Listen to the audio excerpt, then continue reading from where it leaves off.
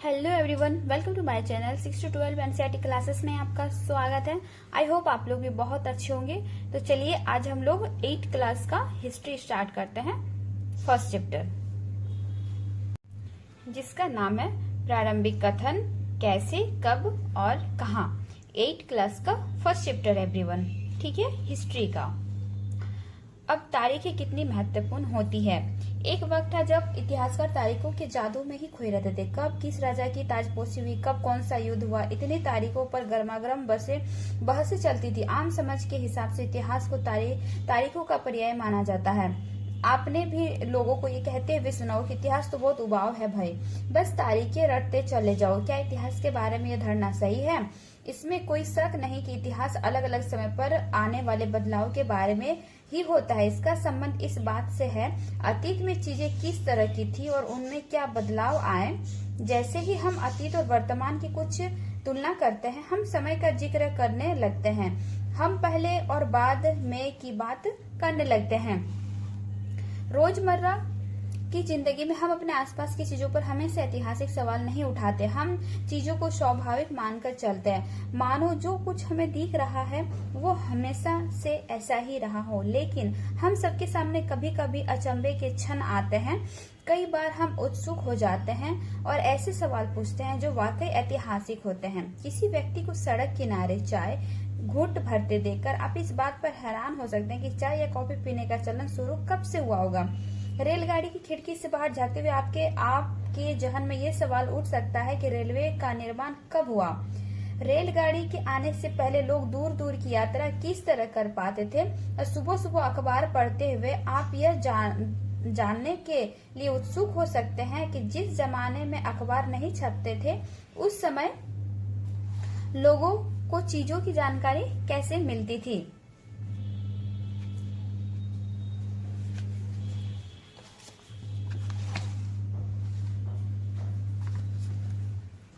ये सारे ऐतिहासिक सवाल हमें समय के बारे में सोचने के लिए प्रेरित कर देते हैं।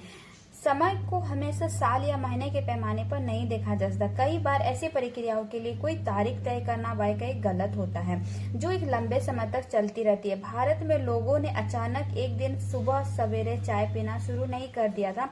इसका स्वाद धीरे धीरे ही उनकी जबान पर चढ़ा था। इस तरह की प्रक्रियाओं के लिए कोई स्पष्ट तिथि नहीं हो सकती थी। इसी तरह हम ब्रिटिश शासन के स्थापना के लिए भी एक तिथि नहीं बता सकते। राष्ट्रीय आंदोलन किस दिन शुरू हुआ या अर्थव्यवस्था या समाज में किस दिन बदलाव आए, यह बताना भी संभव नहीं है। ये सारी चीजें एक लंबे समय में घटती है। ऐसे में हम सिर्फ एक अवधि की ही बात कर सकते हैं, एक लगभग सही अवधि के बारे में बता सकते हैं जब वे खास बदलाव दिखाई देने शुरू हुए होंगे। तो फिर लोग इतिहास को तारीखों से जोड़ कर क्यों देखते हैं। एवरीवन, ये बस तारीख से रिलेटेड है कि आदमी तारीख पे इतना ध्यान क्यों देता है, ठीक है। इस जुड़ाव की एक वजह है। एक समय था जब युद्ध और बड़ी बड़ी घटनाओं के ब्यौरे को ही इतिहास माना जाता था। यह इतिहास राजा महाराजाओं और उनकी नीतियों के बारे में होता था।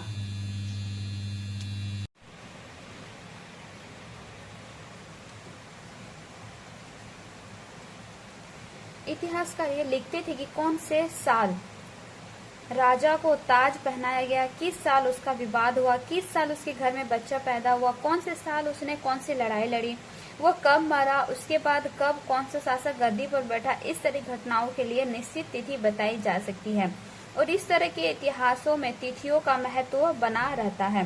जैसा कि पिछले 2 सालों की इतिहास की किताबों में आपने देखा है, अब इतिहासकार बहुत सारे दूसरे मुद्दों, दूसरों सवालों के बारे में भी लिखने लगे हैं। वे इस बात पर ध्यान देते हैं कि लोग किस तरह अपनी रोजी रोटी चलाते हैं, वे क्या पैदा करते हैं और क्या खाते थे, शहर कैसे बने और बाजार किस तरह फैले, किस तरह रियासतें बनी, नए विचार पनपे और संस्कृति व समाज किस तरह बदले। कौन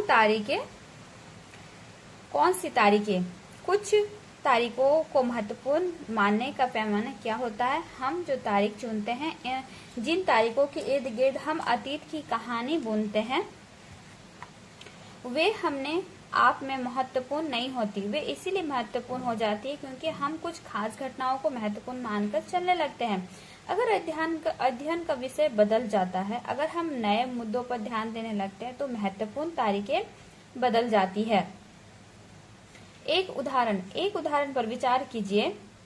भारत में ब्रिटिश इतिहासकारों ने जो इतिहास लिखे उनमें हर एक गवर्नर जनरल का शासनकाल महत्वपूर्ण है। ये इतिहास प्रथम गवर्नर जनरल वारेन हेस्टिंग्स के शासन से शुरू होते थे और आखिरी वायसरॉय लॉर्ड माउंटबेटन के साथ खत्म हो जाते थे। अलग अलग अध्यायों में हम दूसरे गवर्नर जनरलों Hasting, Wellesley, Bentinck, Dalhousie, Lytton, Ripon, Curzon, Hardinge, Irwin के बारे में भी पढ़ते हैं। इस इतिहास में गवर्नर जनरलों और वायसरॉय का कभी न खत्म होने वाला सिलसिला ही छाया रहता था। इतिहास की इन किताबों में सारी तारीखों का महत्व इन अधिकारियों और उनकी गतिविधियों, नीतियों, उपलब्धियों के आधार पर ही तय होता था। यह ऐसे था मानो इन लोगों के जीवन के बाहर कोई ऐसी चीज नहीं थी जिससे जानना महत्वपूर्ण हो। इन लोगों के जीवन का क्रम ब्रिटिश भारत के इतिहास में लगभग अध्यायों का विषय माना जाता था। क्या हम इसी दौर के इतिहास को अलग ढंग से नहीं लिख सकते? गवर्नर जनरलों के इतिहास के चौपटे में हम भारतीय समाज के विभिन्न समूह और वर्गों की गतिविधियों पर किस तरह ध्यान दे सकते हैं? जब हम इतिहास या कोई कहानी लिखते हैं तो उसे टुकड़ों या अध्यायों में बांट देते हैं। हम ऐसा क्यों करते हैं? ऐसा इसीलिए किया जाता है ताकि हर अध्याय में कुछ सामंजस्य रहे। इसका मकसद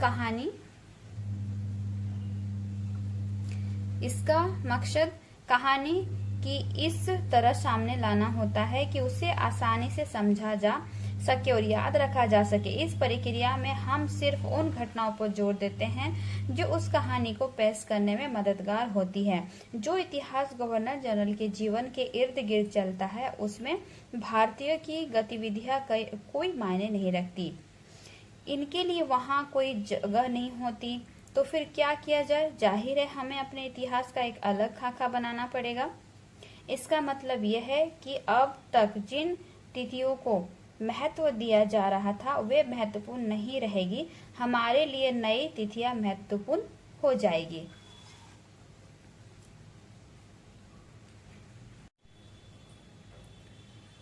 अब हम पढ़ेंगे हम अवधियां कैसे तय करते हैं।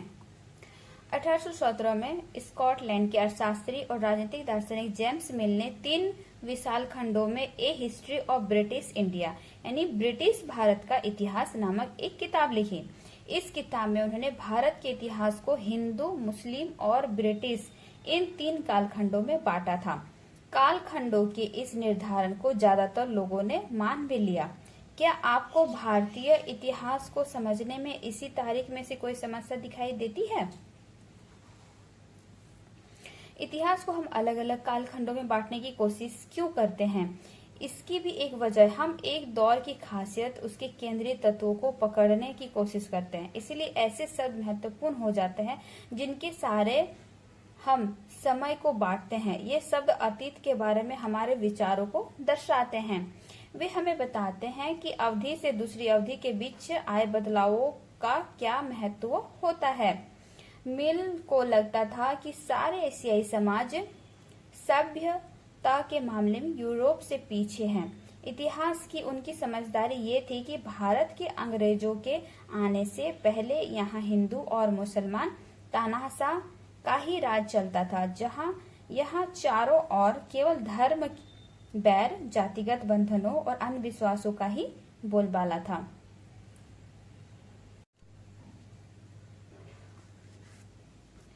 मिल की राय में ब्रिटिश शासन भारत को सभ्यता की राह पर ले जा सकता था। इस काम के लिए जरूरी था कि भारत में यूरोपीय शिष्टाचार, कला, संस्थानों और कानूनों को लागू किया जाए। मिल ने तो यह तक सुझाव दिया था कि अंग्रेजों को भारत के सारे भूभाग पर कब्जा कर लेना चाहिए ताकि भारतीय जनता को ज्ञान और सुखी जीवन प्रदान किया जा सके। उनका मानना था कि अंग्रेजों की मदद के बिना हिंदुस्तान प्रगति नहीं कर सकता।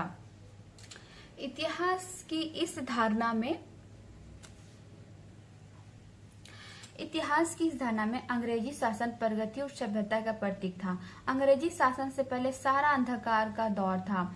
क्या इस तरह की धारणा को स्वीकार किया जा सकता है? क्या इतिहास के किसी दौर को हिंदू या मुसलमान दौर कहा जा सकता है? क्या इन सारे दौरों में कई तरह के धर्म एक साथ नहीं चलते थे? किसी युग को केवल उस समय के शासकों के धर्म के हिसाब से तय करने की जरूरत क्या है? अगर हम ऐसा करते हैं तो इसका मतलब यह कहना चाहते हैं कि औरों के जीवन और तौर तरीकों का कोई महत्व नहीं होता। हमें याद रखना चाहिए कि प्राचीन भारत में सारे शासकों का भी एक ही धर्म नहीं होता था।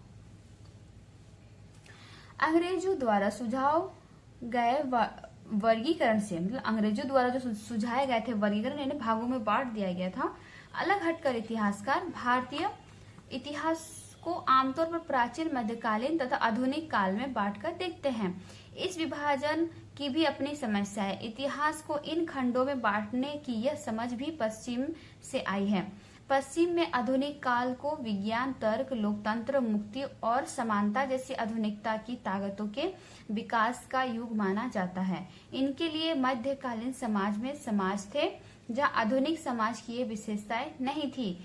क्या हम अपने अध्ययन के लिए आधुनिक काल की इस अवधारणा को बिना सोचे विचारे ऐसे ही अपना सकते हैं? जैसा कि आप इस किताब में देखेंगे, अंग्रेजों के शासन में लोगों का पास समानता, स्वतंत्रता या मुक्ति नहीं थी, न ही यह आर्थिक विकास और प्रगति का दौर था। बहुत सारे इतिहासकार इस युग को औपनिवेशिक युग भी कहते हैं।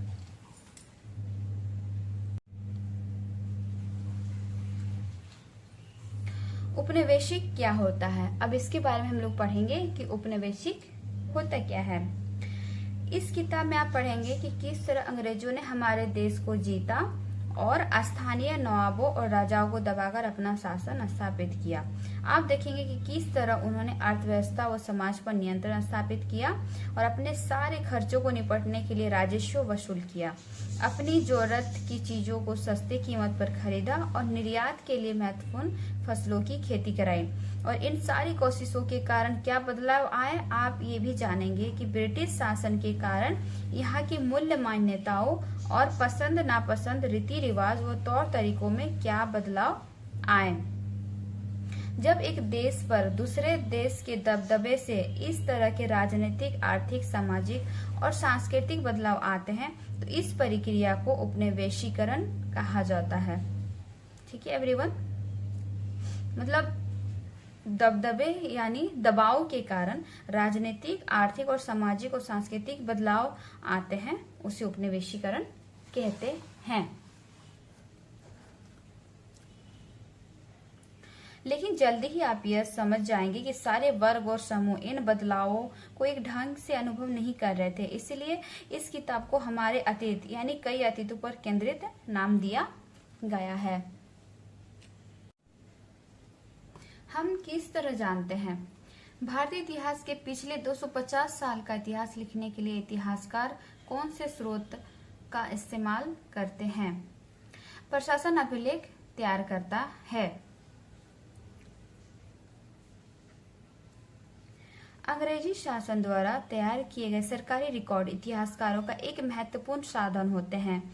अंग्रेजों की मान्यता थी कि चीजों को लिखना बहुत महत्वपूर्ण होता है और उनके लिए हर निर्देश, हर योजना, नीतिगत फैसले, सहमति, जांच को साफ साफ लिखना जरूरी था। ऐसा करने के बाद चीजों का अच्छी तरह अध्ययन किया जा सकता था और उन पर विवाद किया जा सकता है। इस समझदारी के चलते ज्ञापन, टिप्पणी और प्रतिवेदन पर आधारित शासन की संस्कृति पैदा हुई। अंग्रेजों को यह भी लगता था कि तमाम अहम दस्तावेजों और पात्रों को संभाल कर रखना जरूरी है। लिहाजा उन्होंने सभी शासकीय संस्थानों में अभिलेख कक्ष भी बनवा दिए। तहसील के दफ्तर, कलेक्टर, कमिश्नर के दफ्तर, प्रांतीय सचिवालय, कचहरी, सबके अपने रिकॉर्ड रूम होते थे। महत्वपूर्ण दस्तावेजों को बचाकर रखने के लिए अभिलेखागार और संग्रहालय जैसे संस्थान भी बनाए गए। 19वीं सदी की शुरुआत में प्रशासन की एक शाखा से दूसरी शाखा के पास भेजे गए पत्रों और ज्ञापनों का आप आज भी अभिलेखगारों में देख सकते हैं। वहां आप जिला अधिकारियों द्वारा तैयार किए गए नोट्स और रिपोर्ट पढ़ सकते हैं। यहाँ ऊपर बैठे अफसरों द्वारा प्रांतीय अधिकारियों को भेजे गए निर्देश और सुझाव देख सकते हैं। 19वीं सदी के शुरुआती सालों में इन दस्तावेजों की सावधानी पूर्वक नकलें बनाई जाती थी। और ये देखिए एवरीवन, भारतीय राष्ट्रीय यह है अभिलेखागार, इसको 1920 में बनाया गया था।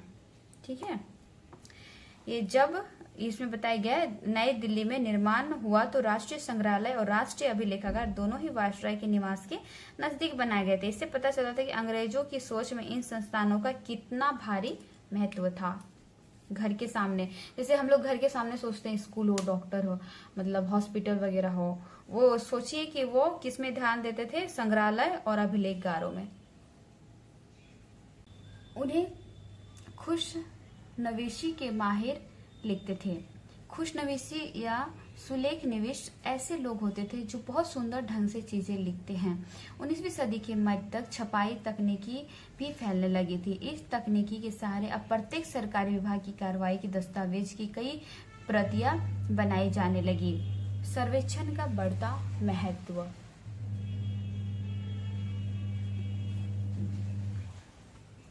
औपनिवेशिक शासन के दौरान सर्वेक्षण का चलन भी महत्वपूर्ण होता गया। अंग्रेजों का विश्वास था कि किसी देश पर अच्छी तरह शासन चलाने के लिए उसको सही ढंग से जानना जरूरी होता है। 19वीं सदी के शुरुआत तक पूरे देश का नक्शा तैयार करने के लिए बड़े बड़े सर्वेक्षण किए जाने लगे। गांव में राजस्व सर्वेक्षण किए गए। इन सर्वेक्षणों में धरती की सतह, मिट्टी की गुणवत्ता, वहां मिलने वाले पेड़ पौधों और जीव जंतु तथा स्थानीय इतिहासों और फसलों का पता लगाया जाता था। अंग्रेजों की राय में किसी इलाके का शासन चलाने के लिए इन सारी बातों को जानना जरूरी था। 19वीं सदी के आखिर से हर 10 साल में जनगणना भी की जाने लगी। जनगणना के जरिए भारत के सभी प्रांतों में रहने वाले लोगों की संख्या, उनकी जाति, इलाके, व्यवसाय के बारे में जानकारी इकट्ठा की जाती थी। इसके अलावा वनस्पतिक सर्वेक्षण, प्राणी वैज्ञानिक सर्वेक्षण, पुरातात्विक सर्वेक्षण, मानव शास्त्रीय सर्वेक्षण, वन सर्वेक्षण आदि कई दूसरे सर्वेक्षण भी किए जाते थे।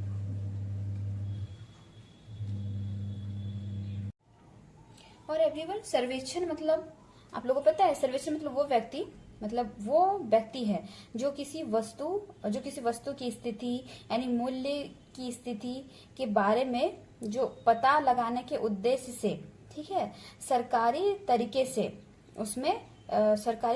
जो उसमें गौर करता है और ध्यान से देखता है और उसमें लिखता है, यानी एक रिकॉर्ड तैयार करता है, उसको सर्वेक्षण कहते हैं। ठीक है, चलिए अब आगे पढ़ते हैं हम लोग। अधिकृत रिकॉर्ड से क्या पता नहीं चलता है।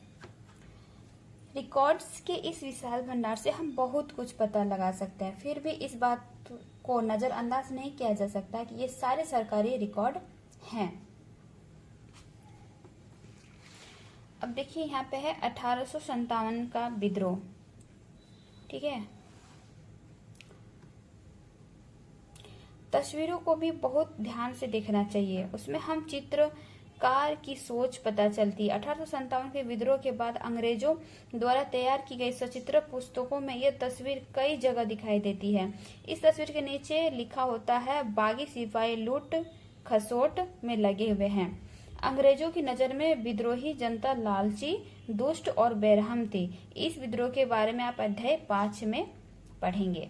ठीक है, 1857 क्रांति मतलब हम लोग चैप्टर 5 में पढ़ेंगे। ठीक है, इनमें हमें यही पता चलता है कि सरकारी अफसर क्या सोचते थे, उनकी दिलचस्पी किन चीजों में थी और बाद के लिए वे किन चीजों को बचाए रखना चाहते थे। इन रिकॉर्डों से हमें यह समझने में हमेशा मदद नहीं मिलती कि देश के दूसरे लोग क्या महसूस करते थे और उनकी कार्रवाई की क्या वजह थी। इन बातों को जानने के लिए हमें कहीं और देखना होगा। जब हम ऐसे दूसरे स्रोतों की तलाश में निकलते हैं तो उनकी भी कोई कमी नहीं रहती है, लेकिन सरकारी रिकॉर्ड्सों के मुकाबले उन्हें ढूंढना जरा मुश्किल साबित होता है। इस लिहाज से लोगों की डायरिया, तीर्थ यात्राओं और यात्रियों के संस्मरण महत्वपूर्ण, लोगों की आत्मकथाएं और स्थानीय बाजारों में बिकने वाली लोकप्रिय पुस्तिकाएं महत्वपूर्ण हो जाती है। जैसे जैसे छपाई तकनीकी फैली, अखबार छपने लगे और विभिन्न मुद्दों पर जनता में बहस भी होने लगी, तो नेताओं और सुधारकों ने अपने विचारों को फैलाने के लिए लिखा। कवियों और उपन्यासकारों ने अपनी भावनाओं को व्यक्त करने के लिए लिखा। लेकिन ये सारे स्रोत इन लोगों ने रचे हैं जो पढ़ना लिखना जानते थे। इनसे हमें यह पता नहीं लग सकता है कि आदिवासी और किसान, खदानों में काम करने वाले मजदूर या सड़कों पर जिंदगी गुजारने वाले गरीब किस तरह के अनुभव से गुजर रहे थे। हम थोड़ी और कोशिश करें तो हम इस बारे में भी जान सकते हैं। जैसे जैसे आप इस किताब में आगे बढ़ेंगे, आपको यह बात समझ में आने लगेगी। यहाँ है हिंदुस्तान टाइम्स में 22 मार्च 1946, ठीक है, एक अखबार में ये रिपोर्ट आई थी कि इंसान के खाने के लायक नहीं है। अखबारों से देश के विभिन्न विभागों में चल रहे आंदोलनों का पता चलता है। यहाँ 1946 में हुई पुलिस की एक हड़ताल की खबर दी गई। दिल्ली में 2000 से ज्यादा पुलिस वालों ने बृहस्पतिवार सवेरे अपने काम, वेतन और पुलिस लाइन्स बावर्ची खाने से अपने आने वाले घटिया भोजन के खिलाफ खाना खाने से इनकार कर दिया। जैसे जैसे ये खबर दूसरे पुलिस थानों तक पहुंची, वहां भी पुलिस वालों ने खाने से इनकार कर दिया। एक हड़ताली का कहना था, पुलिस लाइन का रसोई से हमारे लिए जो खाना आता है वो कोई इंसान नहीं खा सकता। हमें जो चपाती और दाल खानी पड़ती है उसे जानवर तक नहीं खा सकते हैं।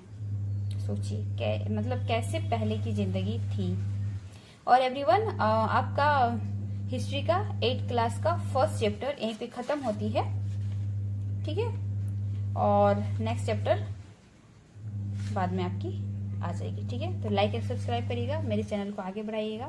Thank you everyone, bye bye.